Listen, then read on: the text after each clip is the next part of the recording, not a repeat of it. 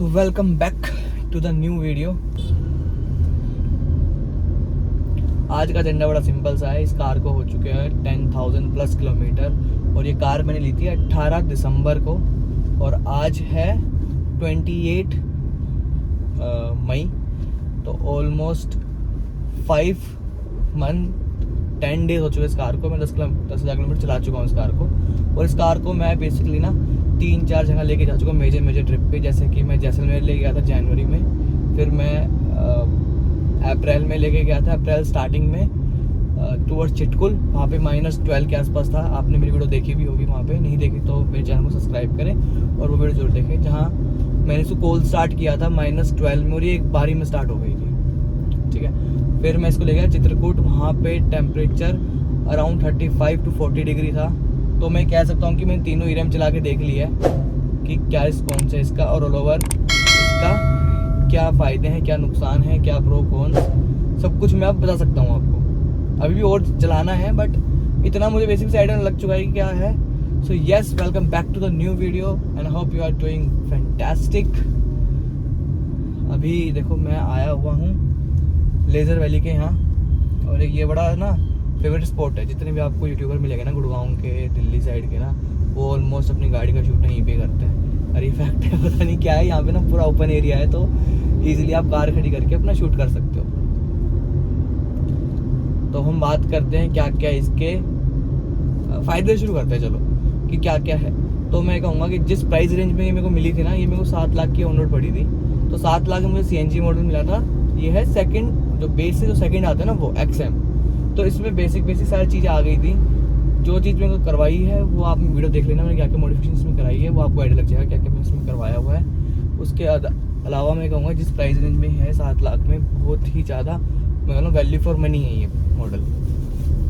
क्योंकि है ना, मैंने एक चीज़ देखी है कि यार आप कार तो ले लोगे बट वो कार कितना यूज़ कर पाओगे उस पर डिपेंड करता है कि उसकी रनिंग कॉस्ट कितनी है। और CNG में रनिंग कॉस्ट एक्चुअली में बहुत फ़र्क आता है कि मैं एक टैंक मेरा भरता है नियर अबाउट 700 किलोमीटर में, 700 रुपीज़ में एक टैंक भरता है। 8 के आसपास kg में गैस आती है, 7 से 8। और उसमें ना ये आराम से चल जाती है 150 से 180 किलोमीटर। ठीक है, गर्मी है तो इतना ही चलती है 150, सर्दियों में था 180-90 चल जाती थी ये। तो मैं कहूँगा यार देखो रनिंग कॉस्ट फिर भी कम है। पेट्रोल में इसकी माइलेज ना जो मैंने देखी है वो आती है सिटी में 12-13 की, और वैसे आती है हाईवे पे ये 18-19 चली जाती है। मतलब MID पे दिखाता है। मैंने जब जैसलमेर गया था मैंने पूरा कैलकुलेट किया था तो ये 17 के आसपास ये एक्चुअली में दे रही थी। मैं बीच में क्लिप्स डाल दूंगा तो पुरानी वाली वीडियोस की, तो आपको एक रिलेटेबल दिख जाएगा। अब हम बात करते हैं कि भाई इसका रनिंग कॉस्ट एक्चुअली में कम है, CNG में है तो एक्चुअली कम है। तो मैं जब डेली यूज़ में ना ऑफिस आना जाना, मैं ऑलमोस्ट सब कुछ चीज़ें करता हूँ। मेजर ट्रिप जो करता हूँ वो मैं PC से करता हूँ, बट लोकल में भी मैं अच्छा खासा इसको चलाता हूँ। अब बात करते हैं कि इसके क्या क्या, एक तो फ़ायदा माइलेज का हो गया, दूसरा हो गया कि बिल्ड क्वालिटी बहुत जेन्युइन बिल्ड क्वालिटी है। मतलब आप उसको टक्कर करोगे ना कहीं पे भी ऐसे बजा के देखना, आपको पता चल जाएगा कि टाटा का स्टील है, इसमें लोहा लगा हुआ है, मजाक नहीं है कुछ भी। सेकंड चीज़ भाई NCAP में 4 स्टार है, हैचबैक में 4 स्टार रेटिंग लाना मतलब आपको कॉन्फिडेंट रहता है जब आप रोड पर चलते हो ना, आपको ऐसे डर नहीं लगता। या ऐसा कुछ नहीं है कि यार इतनी हैवी कार ले रखी है या फिर बहुत हल्की कार है। मारुति के साथ क्या है, आपको माइलेज मिल जाएगी। और मैं क्या मानता हूँ माइलेज और बिल्ड क्वालिटी में ना ऐसा है कि अगर आप माइलेज की तरफ जा रहे हो तो आपको ना वेट कम करना पड़ेगा। वेट कैसे कम होगा, जब आप का जो स्टील है वो हल्की होगी तो आपके किलोमीटर कम हो जाएंगे। ठीक है, अगर आपकी स्टील ज़्यादा होगी तो हैवी हो जाएगी गाड़ी। जब गाड़ी हैवी होगी तो इंजन को ज़्यादा पावर लगेगी उसको खींचने में, पुल करने में। तो क्या होता है उसमें ना फिर माइलेज थोड़ी सी डाउन हो जाती है। तो बस ये है कि आपको या तो सेफ्टी देख लो या तो आप माइलेज देख लो, वो आपके ऊपर है। देखो मैं किसी को जज नहीं कर रहा, वो आपके ऊपर, आपको क्या प्रेफरेंस लगता है। अब फोर्थ पॉइंट ये है कि चलने में कैसे, क्योंकि 10,000 किलोमीटर चलाने के बाद मुझे आइडिया लग चुका है कि चलने में कैसी है। तो ये चलने में आपको ये है कि पावर फील होगी। छोटी कार है, कॉम्पैक्ट कार है, तो आप जब इसको थ्रोटल दोगे ना तो ये पुल लेगी वाला, आपको एक पंच मिलेगा। सेम यही इंजन ना टिगोर में है, पर टिगोर क्या है, इससे थोड़ी सी ना हैवी है। तो आप जब चलाओगे ना तो आपको ऐसा लगेगा कि टिगोर थोड़ी लेजी है एज कम्पेयर टू टियागो। गाड़ी वो भी अच्छी है नो डाउट, बट आपको लेजी फील होगी क्योंकि टियागो में क्या वेट कम है और पावर उतनी ही सेम दी गई है। तो ये थोड़ा फ़र्क आ जाता है। तो चौथा पॉइंट भी हो गया। अब हम बात करते हैं फिफ्थ पॉइंट। और फिफ्थ पॉइंट की बात करेंगे चलते चलते, तो चलाने में ना ये कार जितनी स्टेबल फील होती है ना, मतलब ये है कि आपको ऐसा कभी नहीं लगेगा कि आप इससे कंट्रोल खो रहे हो। मैंने इस कार को मतलब चलाना नहीं चाहिए, मैंने 135-40 चलाई है, 140 किलोमीटर पर आवर तक इसको मैंने रन करके देखा है, और ये कॉन्फिडेंट फील कराती है आपको। ऐसा नहीं है कि आप आउट ऑफ कंट्रोल हो गई गाड़ी या फिर ऐसा कुछ आपको फील हो रहा है ना, ऐसा कुछ नहीं है। अच्छी कार है, स्टेबल है।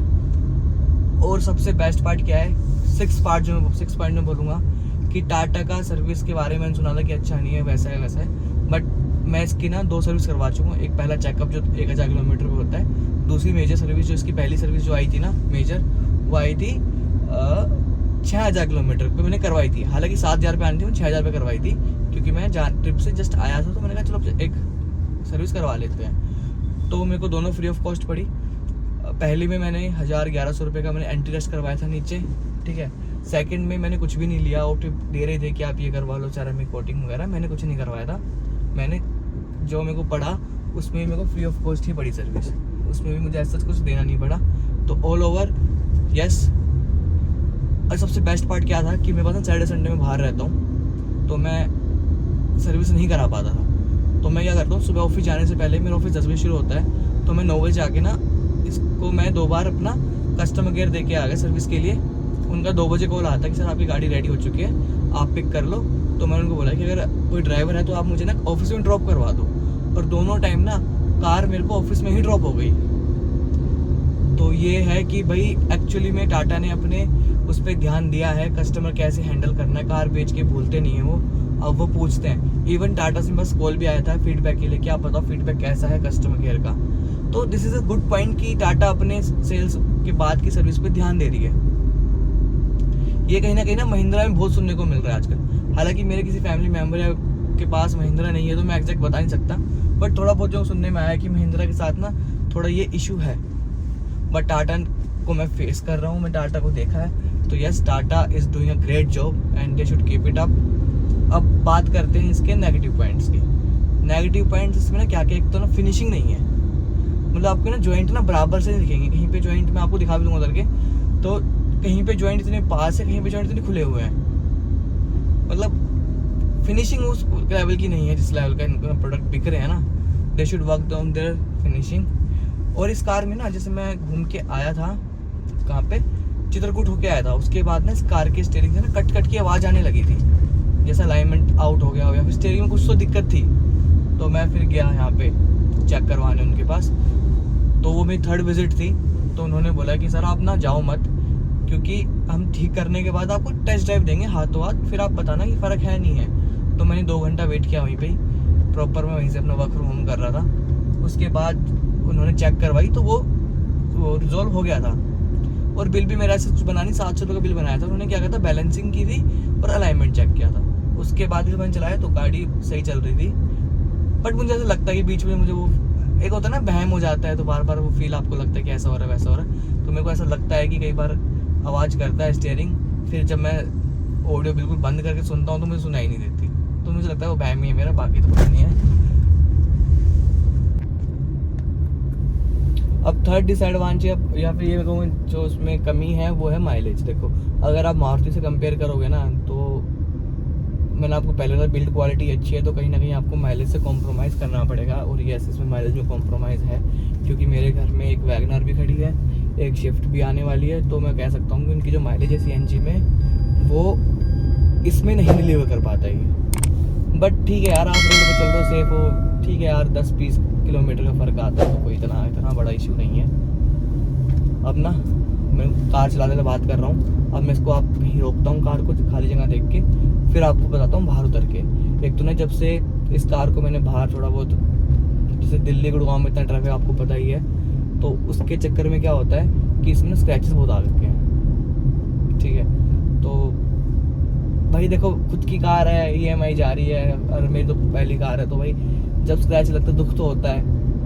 एक अंकल जी मेरे ऑफिस जा रहे थे, अंकल जी आए पीछे से ठोक दी और बाल बोलते बेटा कोई बात नहीं गलती होगी। मुझे लगा यार, मैं उतर के देखा तो कहीं निशान था नहीं। फिर मैं ऑफिस चला गया, पार्किंग में खड़ी करी, टॉर्च ऑन किया तो भाई 3-4 निशान थे उसमें।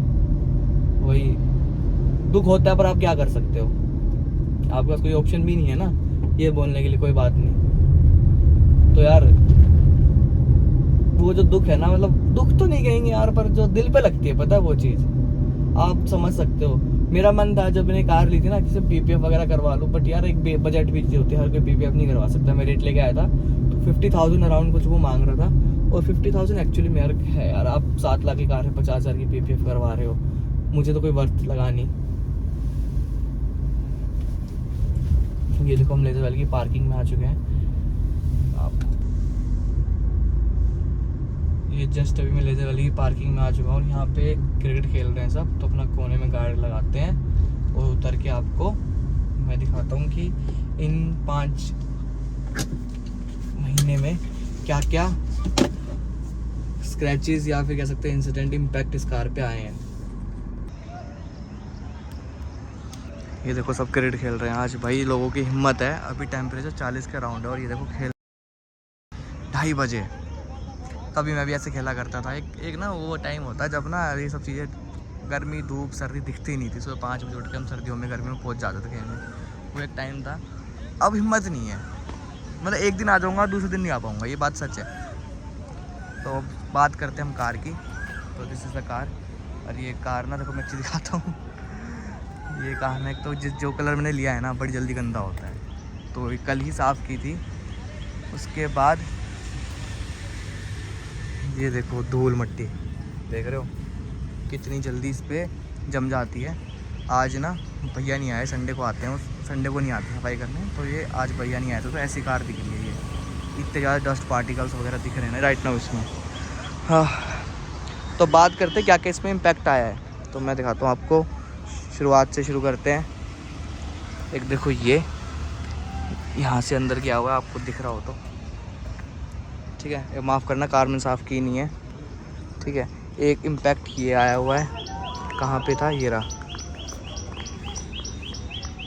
ये सामने बाइक वाला आके इस पर चढ़ गया था, पता नहीं कैसे चढ़ा, उसका से हैंडल लगा हुआ है ये, ठीक है। और जो मैं अंकल वाली बात बता रहा था ना आपको कि एक अंकल ने इम्पैक्ट डाला हुआ है, वो ये है, देखो उन्होंने, ये देखो ये 3 निशान दिख रहे हैं, उन्होंने गाड़ी इस पर जाकर दे के मारी। तो ये है कि दिल्ली एनसीआर में आप हो या बाहर भी हो, भाई गाड़ियाँ बिल्कुल भीड़ भीड़ चलते हैं ना, कभी भी स्क्रैच लग सकते हैं। बट ये है कि यार कार का जो लुक है ना, और लुक देखो आप, ऑल ओवर लुक जो है वो एक्चुअली में बहुत अच्छा है। कॉम्पैक्ट गाड़ी है, कहीं पे भी घुसा दो आराम से, कोई दिक्कत नहीं, निकल जाती, बड़ी गाड़ी नहीं है। प्लस में अब बात करता हूँ इसको, इसने भाई आप यकीन नहीं मानोगे, मैं इसको पहाड़ों पे लेके गया था, ठीक है। One of the dangerous road थे वो, चिट्टू और चिटकुल, और एक साइड खाई, एक साइड, मतलब पूरा रोड ना ऑलमोस्ट मान लो 10 से 15 किलोमीटर का स्ट्रेच ना बिल्कुल बना नहीं हुआ था। वहाँ पे इस कार ने ना, मेरे को उम्मीद नहीं थी, पर बहुत अच्छा रिस्पॉन्स दिया, नो डाउट। इतना अच्छा रिस्पॉन्स मेरे को बिल्कुल भी उम्मीद नहीं थी कि ये ऐसा रिस्पॉन्स देगी कार। मतलब जब मेरे को पावर चाहिए थी, पहले गेयर पे दूसरे गेयर पे डाल के आराम से चढ़ जाती थी कहीं पे भी। और कार छोटी होने के कारण ना एक ये एडवांटेज मिल जाता है आपको कि सामने से कोई कार आ रही है ना, आपको साइड में दबानी है तो आप इजीली दबा सकते हो। पर पहाड़ों पे भी इसने ना 13-14 की माइलेज निकाल के दी है मेरे को। बस एक नेगेटिव बात ये है कि सीएनजी के बाद ना आपको बूट स्पेस ना के बराबर मिलता है, तो आपको वो चीज़ थोड़ी मैनेज करनी पड़ेगी। कि जैसे मैं जाता हूँ, मैं 3 बंदों को ही लेके जाता हूँ, एक सीट पे तो सामान होता है, एक पे पीछे यहाँ पैसेंजर, यहाँ ड्राइवर, मैं 3 को लेके जाता हूँ। मैं चिटकुल गया था, मैं 4 बंदे गए थे, मैं, मेरा भाई और मम्मी पापा। तो हमने समहाउ करके ना सामान अच्छे से एडजस्ट किया हुआ था। और भाई बर्फ़ में कहीं स्किट नहीं करी, ज़्यादा स्नोफॉल तो थी नहीं, थोड़ी बहुत थी, बट ऑल ओवर इसने बहुत अच्छा रिस्पॉन्स दिया। और अब जस्ट जैसे अभी तो जून स्टार्ट हुई है, होने वाली 2 दिन में, तो मेरे प्लान है इसको लेके जाने की, स्कॉर्पियो की जगह लेके जाना है। फिलहाल तो मैं सोच रहा हूँ इसमें स्टिकर लगवा लेता हूँ अपने यूट्यूब चैनल का। तो यार प्लीज़ सपोर्ट, थोड़ा प्यार दिखाएं, सपोर्ट करें चैनल को जितना हो सके। एंड यस, मज़ा आ रहा है, देखो आप सबको दिखाने के चक्कर में जो मैं लाइफ जी रहा हूँ ना, उसमें बहुत मज़ा आ रहा है। आप सबका दिल से धन्यवाद। अभी 10,000 किलोमीटर हुए हैं, 15 भी होंगे, 20 भी होंगे, लाख भी होंगे, जितनी जल्दी उतनी जल्दी करेंगे, घूमेंगे फिरेंगे, आप सबको घुमाऊँगा अपने थ्रू। और मैंने देखा है थोड़ा बहुत ना वो कार का थोड़ा पसंद आ रहा है आप सबको, तो कार को भी थोड़ा मैं लेके आऊँगा अपने चैनल पे। मेरे पास है, मतलब मेरे लिंक है कि मैं कार ला सकता हूँ, तो मैं आपको कोशिश करूँगा कार लेके आऊँगा। अभी मैं भाई ने पंच ली थी, तो पंच का भी रिव्यू आ गया, आप देख लेना ऊपर कहीं आइकन में दिख जाएगा, आप उसको भी देख सकते हो पंच का क्या रिव्यू अगर आपको लेनी है तो with this said I hope आपको ये वीडियो अच्छी लगी हो, इन्फॉर्मेटिव लगी हो, तो कमेंट करें, लाइक करें, शेयर करें और yes subscribe to my channel. With this bye bye, take care.